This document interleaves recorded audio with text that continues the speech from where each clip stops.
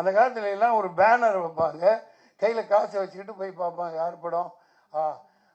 சின்ன தம்பி, கேப்டன் பிரபாகரன், ஏதோ அதாவது ஆசிரியரை காசை வச்சுக்கிட்டு பார்ப்பாங்க.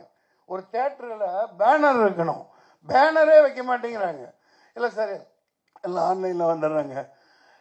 சொல்ல வேண்டியது மக்கள் கையில் காசு இருக்க வைக்கணும். ஏகப்பட்டதை ஏற்றிக்கிட்டே போகிறான், டோல்கேட்டு போடுறான், ஜிஎஸ்டி போடுறான். அப்புறம் என்னென்னப்பா, படம் எடுக்காட்டியும் ஜிஎஸ்டி வாங்கிட்டே இருக்காங்கப்பா. மக்கள்கிட்ட காசு இருக்க மாட்டேங்குது. தங்கம் 80,000 ரூபா பவுனுன்னா இந்த நாடு விளங்குமா? இவனைகளெல்லாம் தூக்கி போட்டு மிதிக்க வேணாமா? தூக்கி போட்டு மிதிக்க வேணாமா? ஒரு 4-5 வருஷம் 6 வருஷத்துக்கு முன்னாடி 30,000 தானே இருந்துச்சு.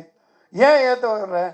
ஏன்னா கப்பல், ஏர்போர்ட்டு எல்லாம் தூக்கி கொடுத்துட்டான், தனியாக இருக்கு. அவன் பாலமாக கப்பலாக கொண்டு வருவான். கொண்டு வந்து இது ஒரு நடக்க வாய்ப்பு இருக்கா இல்லையா? என்ன நீ யார் ஆளுங்கட்சி பக்கமா? இல்லை சாயம் உட்காந்துருக்கீங்க, சொல்லுங்க. பத்திரிகையாளர்லாம் கேள்வி கேட்கணும். இப்போ சில பேர் கடத்திட்டு ஏதோ ஒரு கஷ்டப்பட்டு ஒரு 2 பவுனை கொண்டாந்தா பிடிச்சிக்கிட்டு நாசம் பண்ணி ஏதோ பண்ணுறாங்களே. இப்போ குஜராத்தில் வந்து இறங்குது கப்பல், எவன் கேட்குறான்? அதான் நீ துறைமுகம். அவன் பாட்டு கப்பலில் 1000 கிலோ 2000 கிலோ 10,000 கிலோ கொண்டு வர்றான். அவனே நிப்பாட்டி வச்சுட்டு பண்ணுறான். ஏதோ ஒரு சூது நடக்குது எல்லா நாடுகளுக்கு நடுவில். இல்லாட்டி இதெல்லாம் குறைக்கிறதுக்காக சினிமாக்காரங்க எடுக்கத்தான் முடியும், சொல்லத்தான் முடியும். ஆனால் மக்கள் இப்போ 30,000 ரூபாய்க்கு இருந்தால் தானே இந்த ஏழை பொண்ணுங்களுக்கெல்லாம் கல்யாணங்களை எப்படி நடத்த வைப்பாங்க? 80,000 ரூபா கொடுத்து யார் வாங்கி நடத்துவா? எம்ஜிஆரும் போயிட்டாரு, ஜெயலலிதாமாவும் போயிடுச்சு. ஏதோ தாலிக்கு தங்கம்னாலும் தூக்கி கொடுத்து ஒரு 4 பவுன் 5 பவுனு கொடுக்கலாம். கொடுக்க பார்ப்போம். சினிமாவில் ஒருத்தன் வருவான், நாளைக்கு ஏதோ செய்வான், நாட்டை ஆடுறதுக்கும் ஒருத்தன் வருவான். எல்லா பெண் குழந்தைகளுக்கும் 10 பவுன் அல்லது 50 பவுன் இந்தா, வெறும் 30,000 ரூபாயில் வெறும் 20.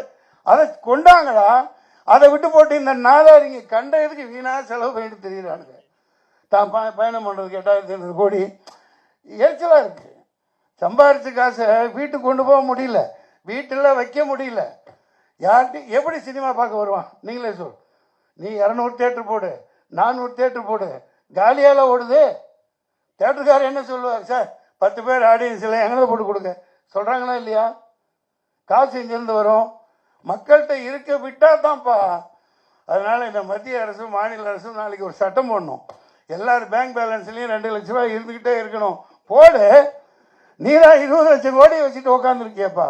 ஒவ்வொரு ஸ்டேட்லேயும் ஒவ்வொரு கண்ட்ரிலையும் அந்த காசை வச்சு என்ன பிடுங்க போகிறீங்க? நீங்கள் ஏழைகளுக்கு கொடுங்க, பழைய இருக்கிறதுக்கு மானியம் கொடுங்க. இந்த டூரிஸ்ட் ஃபேமிலி பற்றி பேசுனாங்க, 10ல் 1 ஓடும், 2 அசல் வரும். இது சினிமா, இது ஒரு கேம்லிங் தான், அது வேற. ஆனால் இவ்வளோ குடும்பம் செலவு பண்ணுது. இப்போ பாருங்க, ஐயா மோடி அவர் சொல்லுவாங்கல்ல, திருப்பி அவரை வாசுதேவ குடும்பம் எங்கள் அமெரிக்காவில் போய் சொல்லுவார். அதாவது உலகமெல்லாம் என்னோட உறுப்பினர்கள், என் குடும்பம் அப்படின்னு சொல்லுவார். இந்த பாரு, ஒரு பாய் எடுக்கிறாரு, ஒரு கான் பேசிகிட்டு இருக்கேன், ஒரு ஜான் ரிலீஸ் பண்ணுறாரு. இது தமிழ்நாடுன்னு இல்லை, ஒட்டுமொத்த இந்தியாவே இப்படி இருந்தால் தான் இந்த நாடு உருப்படும் இல்லைங்களா? எனக்கு தோன்றதை சொல்லிட்டேன்ப்பா. இது ரொம்ப ஆனால் குசும்பு இந்த அம்மா பண்ணது. கந்து வட்டிக்கு இந்த படத்தில் கந்து வட்டிக்கு அது எப்படி நீங்கள் படம் பார்த்தீங்க? நானே பார்க்கல. ஏப்பா யாருப்பா அந்த அம்மாவுக்கு போட்டு காமிச்சது? இந்த கவர்மெண்ட் வாங்குற கந்து வட்டியை விட வாடா. அட நாடாரிங்களா, ஜிஎஸ்டிக்கு ஏன்னா கணக்கு போடுங்கப்பா. எவ்வளோப்பா வாங்குறீங்க? ஏகப்பட்டதான் 18%. ரொம்ப நீ வேணாம், தண்ணி வேணாம், நீ தண்ணி தான் கொடுப்பேன், நான் ஒயிட் ட்ரம் அடிச்சுன்னு சொல்லுவான். ரொம்ப இது வேணாம். அதெல்லாம் மேடையில் அந்த காலத்தில் எல்லாம் பண்ணோம். ராதாரவிக்கு தெரியும், எஸ்எஸ் மாமாவுக்கு தெரியும். ஆமாம், சரி, எல்லாரும் சந்தோஷமாக இருக்கணும், நல்லா இருக்கணும். அரசாங்கத்தை எடுத்து கேள்வி கேளுங்க. கேள்வி கேட்க நமக்கு உரிமை இருக்குது. நம்மள்கிட்ட பேங்க் பேலன்ஸே இருக்க விட மாட்டேங்கிறாங்க. பேங்க்கில் அக்கௌண்ட்டும் போட முடியல. இருக்கிற காசு எல்லாம் அது என்ன மினிமம் பேலன்ஸ் வைக்கலையா? அந்த விளக்கெண்ணெய் அவனுங்களை விளக்கமாத்து கட்டையில் தான் அடிக்கணும்.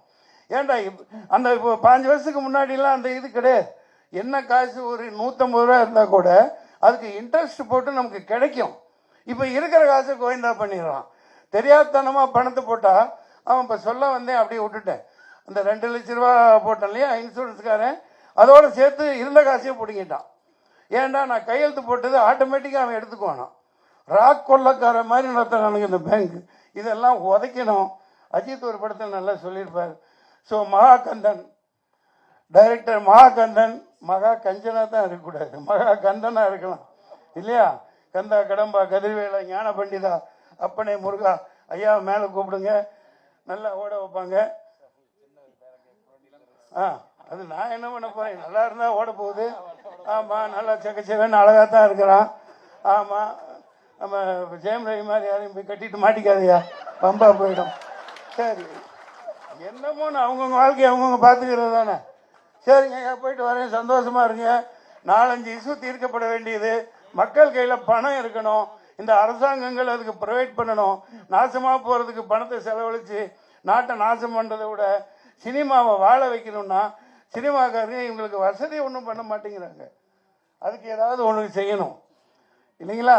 எல்லா படமும் ஓடணும். எல்லா படமும் ஓடும்னா மக்கள் கையில காசு இல்லாத மிகப்பெரிய குறை. அதனால எந்த ஆட்சி வந்தாலும் சரி, அடுத்து விஜய் வர்றாரா, கொள்கை தான் நம்ம இதில் போட சொல்லுப்பா. என்னப்பா அதான்ப்பா, அது என்னமோ போடுவாங்களே தேர்தல் அறிக்கையா, அந்த இதில் போடணும். எல்லாருக்கும் ஓட்டு போடுற எல்லா குடும்பமும் 2 லட்ச ரூபா நாங்கள் பிக்ஸ்டில் போடுவோம், அதை வச்சு நீங்கள் வியாபாரம் பண்ணுங்க, அதுக்கு டேக்ஸ் இல்லை அப்படின்னு போடணும். இந்த ஜிஎஸ்டி சினிமாவுக்கு தூக்கணும். செய்திகளை உடனுக்குடனும் துல்லியமாகவும் தெரிந்து கொள்ள சப்ஸ்கிரைப் பண்ணுங்க.